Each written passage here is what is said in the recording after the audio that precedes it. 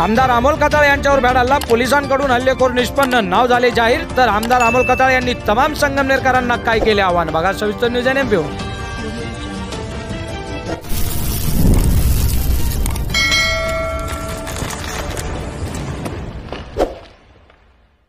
स्थानिक आमदार अमोल खताळ यांच्यावर संगमनेर येथील एका सार्वजनिक कार्यक्रमात हल्ला झाल्याची धक्कादायक घटना समोर आली आहे।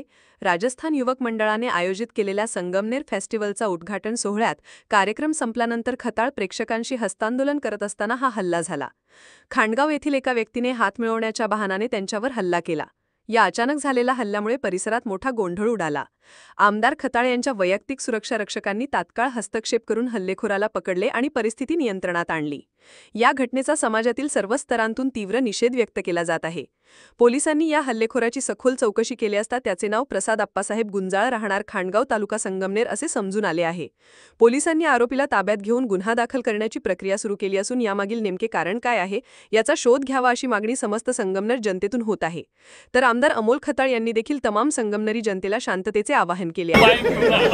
सगळ्यांना विनंती आहे, सगळ्यांनी शांतता ठेवायची आहे। आपल्या गणपती बाप्पाचा उत्सव सुरू आहे।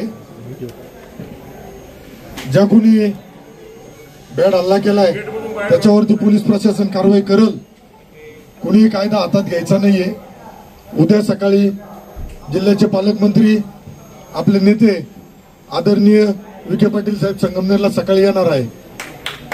आत्ताच मला आपले नेते आदरणीय एकनाथराव शिंदे साहेब असेल, तसेच बऱ्याचशा मंत्रिमंडळातील सहकाऱ्यांचे ज्येष्ठ नेत्यांचे फोन आलेत।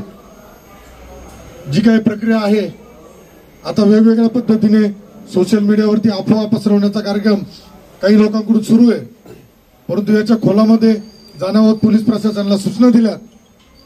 त्यामुळं जसं आता काही कार्यकर्त्यांनी सांगितलं की अचानक इन्स्टाचे फोटो व्हिडिओ डिलीट झाले। काही ठिकाणी आता मला भेटताना तालुक्यातून हजारो लोक येत असतात, लाखो लोक येत असतात। कोणीकरी कोणाबरोबर फोटो काढतं, ते व्हायरल केले जातात। चुकीच्या पद्धतीने काही प्रक्रिया सुरू आहे, परंतु त्याला उत्तर आपल्याला शांततेने द्यायचं आहे। तर सगळ्यांना विनंती आहे, संयम धरा, सगळ्यांनी घरी जा। तुमचं काय मगाशी काही सहकाऱ्यांनी सांगितलंय तर उद्या सकाळी मंत्री महोदय विखे पाटील साहेब संगमनेरला येतील, त्यावेळेस आपण बघूया। त्यामध्ये फक्त कायदा कोणी हातात घेऊ नका।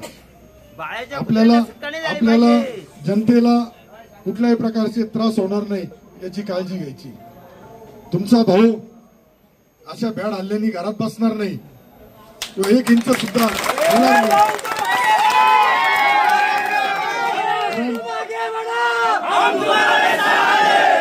अमोल भाऊ तुम आगे बढ़ो, हम तुम्हारे साथ हैं। अमोल भाऊ तुम आगे बढ़ो, हम तुम्हारे साथ हैं।